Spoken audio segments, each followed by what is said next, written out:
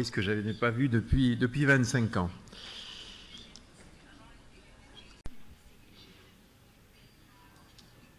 Bon, le conflit d'intérêt, il y en a. Alors la dysfonction érectile, puisque je suis censé faire les définitions, un tiers après 40 ans. Retenez pas un tiers à 40 ans, quand même. Hein, 1,10% avant 40 ans, 2,15% 40 à 49 ans, 20-40% 50-70 ans, et ça peut aller bien évidemment jusqu'à 100%, juste à temps que les hommes se résignent, entre guillemets, à ne plus avoir d'érection, mais sachez qu'il y a quand même une grande variabilité. Il y a peut-être des différences selon les pays, selon les continents. Vous voyez ici en bas, l'Asie, a priori, aurait une prévalence beaucoup plus importante de dysfonction érectile. Alors je ne connais pas réellement les raisons. Est-ce que c'est plus de diabétiques, plus de tabagisme, peut-être. Alors je ne connais pas un petit peu l'écosystème au niveau de l'île Maurice, mais en tout cas au niveau de la Réunion, c'est qu'il y a quand même des facteurs de risque qui sont importants, notamment 2 fois plus de diabétiques, comme vous avez pu voir hier.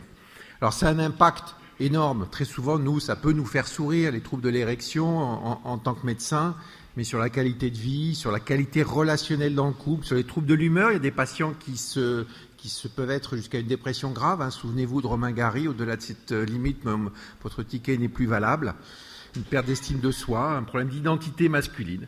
Donc c'est une problématique qui impacte énormément les patients, voire même pour aller jusqu'à une détérioration des relations sociales, émotionnelles, et ne plus s'en sentir homme, comme ils le disent assez souvent. Alors la définition, c'est l'incapacité persistante ou répétée à atteindre ou à maintenir jusqu'à l'accomplissement de l'acte sexuel une érection adéquate et avec une souffrance marquée ou des difficultés interpersonnelles et relationnelles, une notion de temps, au moins 3 mois, et de la dernière classification des DSM-5, jusqu'à 6 mois.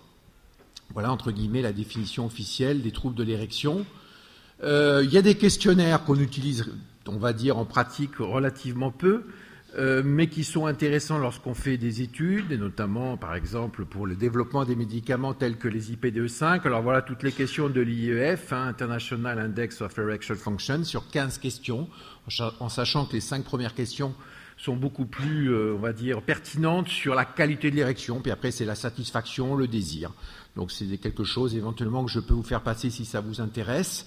Il y a également des questions de dépistage pour ceux qui ont des difficultés en cabinet pour parler de l'érection.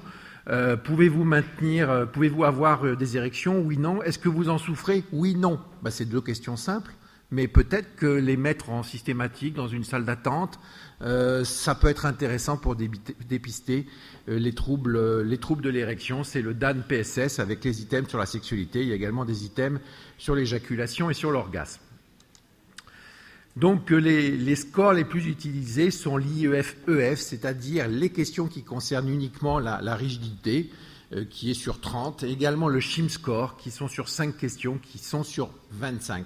Voilà, ce sont les questionnaires utilisés, qui bien évidemment, je peux également vous faire passer si vous le souhaitez. Quelque chose de encore plus simple et plus parlant, c'est le score de rigidité. Voilà. Alors c'est vrai que de 1 à 4, voilà le Erection Nanoscore qui a été développé au départ pour le développement du Viagra. 1, légère érection. 2, rigidité mais intermédiaire et pas forcément suffisante pour une pénétration. 3, il y a quand même une rigidité qui permet la pénétration. Et 4, c'est l'érection normale. Par rapport aux patients, c'est un petit peu difficile. Moi, je leur dis plutôt de 0 à 10, puis éventuellement après je traduis. Parce que 10 sur 10, ils voient ce que ça veut dire. 4 sur 4, c'est un petit peu plus difficile. Il faut aussi penser que dans plus de 50% des cas, le trouble de l'érection, il est associé à d'autres troubles sexuels. Les troubles du désir, l'envie, c'est difficile pour un homme. Parce que des fois, quand il n'a plus d'érection, pour lui, c'est qu'il n'a plus envie. En fin de compte, il a toujours envie. Ou alors, il a l'envie d'avoir envie, comme disait Johnny Hallyday. Donc, il faut essayer de savoir un petit peu quelle est la libido résiduelle du patient. Les troubles de l'éjaculation, le fait d'avoir un trouble de l'érection peut induire une éjaculation par exemple prématuré, qu'il n'avait pas auparavant, ou au contraire retardé avec une impossibilité d'éjaculation. Plusieurs scénarios sont possibles. Également, des douleurs sont importantes à rechercher. Il peut y avoir des modifications anatomiques que vous pouvez éventuellement après diagnostiquer par l'examen clinique, notamment un problème de prépuce. Le diabétique, par exemple, on sait qu'il fait plus facilement un phimosis, qu'il peut avoir des douleurs. Ça peut être un petit peu plus gênant pour lui. Ou alors la maladie de la Peyronie, revenons encore aux diabétiques. 8 à 9% des diabétiques sont plus facilement atteints de maladie de la Peyronie contre 3% des hommes de plus de 50 ans sans diabète. Donc c'est pour ça qu'il faut rechercher toutes les anomalies, notamment par l'examen clinique, de leur poser la question d'une douleur, d'une déformation de la verge aussi qui serait apparue. Alors les recommandations, c'est celles qui vont sortir normalement l'an prochain dans Progrès en urologie, de les recommandations de dysfonction érectile. C'est un groupe que j'ai copiloté avec l'AIUS et l'Association française d'urologie. Sur le fait que, vous savez, la classique dichotomie psychogène-organique, c'est has-been. C'est has-been, pourquoi? Parce que du psychogène pur, ça peut arriver chez le patient jeune, mais de l'organique pur, il n'y en a pas. Parce que quand on a une maladie organique, il y a toujours une répercussion psychologique. Donc c'est plutôt un modèle d'approche globale, psychodynamique, qui est intéressant, avec une balance entre les facteurs organiques, les facteurs psychologiques, les facteurs relationnels, les facteurs sociétaux, et au fur et à mesure que vous avez des événements négatifs qui arrivent, il y a un moment où vous allez basculer dans la dysfonction érectile. Donc ne raisonnez pas en dichotomie psychogène et organique. Alors pourquoi les médecins n'en parlent pas? Ça, c'est le résumé d'une thèse d'un interne en médecine générale qui avait qui s'était posé la question de pourquoi en médecine générale, c'était dans l'Hérault, pourquoi on ne parlait pas de dysfonction érectile. Ben voilà, le sexe du médecin. Le fait de dire, voilà, ça pourrait être mon père, ou alors j'ai pas envie, c'est du domaine de l'intimité, ou alors je suis pas suffisamment formé pour, etc., etc. Mais très clairement, c'est un frein, comme on l'a vu ce matin pour ceux qui étaient présents au DPC, que j'aperçois un petit peu ici. Eh bien, il faut oser en parler. De toute façon, quand on parle de facteurs de risque cardiovasculaire, beaucoup peuvent être atteints. Donc, il faut oser. Vous avez vu, est-ce que vous avez des problèmes d'érection? Oui, non. Est-ce que vous en souffrez? Oui, non. Des questions qui sont assez simples. Alors, les facteurs de risque, pour finir, cardiovasculaire que l'on m'a demandé plus particulièrement de développer. Voilà un petit peu tous les facteurs de risque organique et je vous ai mis en rouge les cardiovasculaires. Alors bien sûr, la verge, c'est un organe vasculaire. Ça ne vous a pas échappé depuis le début de cette réunion et de ce congrès. Mais ce n'est pas qu'un organe vasculaire, c'est également une fonction endothéliale et un tissu caverneux avec, on en a parlé, la microangiopathie, notamment chez le diabète. Et voilà un petit peu comment se passe entre guillemets, une érection. C'est-à-dire qu'au repos, il y a les artères caverneuses, 1 à 2 mm de diamètre, qui bien évidemment irriguent les corps caverneux. Les corps caverneux, organes érectiles à basse pression, et puis ça se draine par les veines transalbuginéales. C'est-à-dire que c'est en gros une chambre à air percée.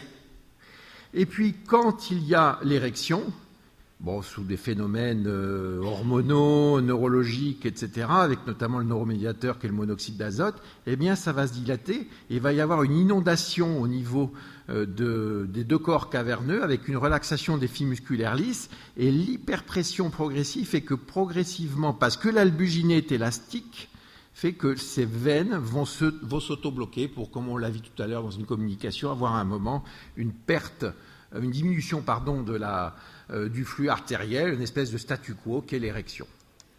Voilà, donc pour arriver à l'érection, eh bien, il faut avoir un blocage veineux.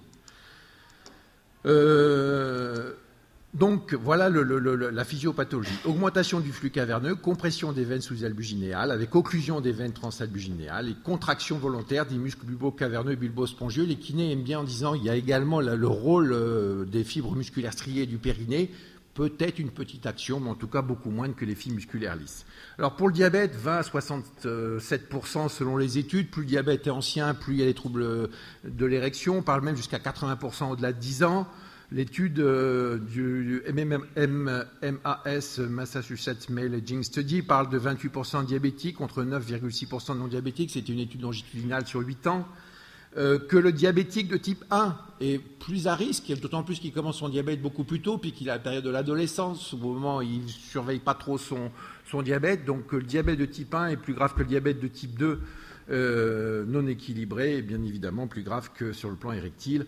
Le patient qui n'est pas diabétique, ça peut même révéler un diabète, c'est pour ça que ça fait partie du bilan systématique. 10% seraient révélés et révèlent des fois une hyperglycémie et un diabète qui n'était pas connu du patient au moment où il consulte pour dysfonction érectile. En ce qui concerne les dyslipémies, une baisse du cholestérol HDL, pareil dans l'enquête MMAS, et puis dans une autre étude qui a maintenant une vingtaine d'années, une hypercholestérolémie totale et également une baisse du taux de cholestérol HDL. Bon, c'est également un facteur de risque cardiovasculaire que vous connaissez bien. L'hypertension artérielle également, une prévalence de 15% supplémentaire en cas de dysfonction érectile, avec également la problématique du traitement, en sachant que tous les traitements antihypertenseurs ont un impact potentiel. En tout cas, c'est marqué sur les RCP, alors que c'est essentiellement les diurétiques thiazidiques, les bêta-bloquants non sélectifs et spironolactone, et beaucoup moins les autres classes thérapeutiques, donc à discuter avec le cardiologue. Ensuite, dans les autres pathologies cardiovasculaires, globalement, vous voyez que le fait d'avoir un environnement cardiovasculaire, eh bien, c'est au moins 39% de plus de troubles de l'érection contre 9,6% dans la population générale. Et puis, vous voyez en bas que quand vous avez l'artérite des membres inférieurs, les pathologies vasculaires périphériques, on monte à 60%. Donc, quand j'ai vu tout à l'heure la session avec tous les techniques chirurgicales et éventuellement l'impact, bien évidemment, un questionnaire systématique est intéressant et il faut leur en parler, d'autant plus qu'il y a quand même certaines techniques qui peut-être se font beaucoup moins, mais qui peuvent altérer la fonction érectile, voire la fonction éjaculatoire lorsque vous avez des mises à plat chirurgicales pour des raisons, bien évidemment, qui sont de votre domaine. Le tabagisme, c'est peut-être un petit peu plus difficile. En tout cas, ce qui est intéressant dans le tabagisme, c'est que si c'était fini, si par contre le patient a arrêté de fumer suffisamment tôt, en tout cas inférieur à 15 paquets années, il y aurait une bonne réversibilité des choses. Coronaropathie pour finir. Coronaropathie également, c'est intéressant. C'est la théorie du diamètre artériel. C'est l'étude de Montorsi, qui est cardiologue avec son frère urologue, qui a montré ça, qui montrait qu'il y avait une prévalence de 49 à 75% de troubles de l'érection en cas de coronaropathie, avec bien évidemment si les artères fémorales, carotides, coronaires sont bouchées, les artères péniennes bien évidemment peuvent l'être. Donc c'est un flash symptôme avec une augmentation des facteurs de risque cardiovasculaire et d'événements cardiovasculaires graves jusqu'à 11% à 5 ans lorsqu'une dysfonction érectile de novo est apparue. L'inactivité physique et l'obésité également, et que le fait de faire maigrir les gens aurait également un effet significatif, et le fait d'avoir une activité sportive résiduelle.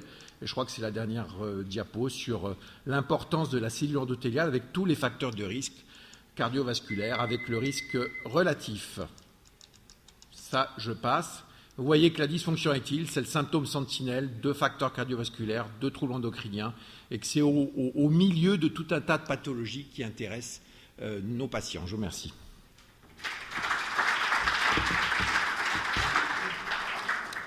Merci. On a le temps pour une question.